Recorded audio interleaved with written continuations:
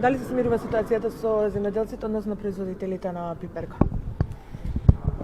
Да, од она кое што сум информиран од страна на министерот за земјоделство, шумарство и водостопанство е дека се водеа разговори.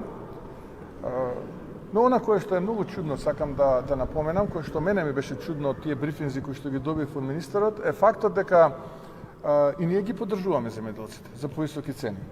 И кога им рековме, ајде додиме да протестираме заедно кај откупувачите. Знаеме кои се 3-4 откупувачи најголеми, ајде додиме, еве, не на локација ќе биде министерот, на друга градоначалникот еден, градоначалникот два, а рекоа не. Рекоа не, зашто да протестираме, па тоа нас не ни одговара. Па чекајте, велиме ние, ако вас тоа не ви одговара, владата не откупува, еве, ние ве поддржуваме, ние сакаме да имате повисока цена за вашиот род и заслужувате повисока цена и треба да имате. Вашиот род од страна од купувачите е поценет, ајде заедно во откупните центри да протестираме сите.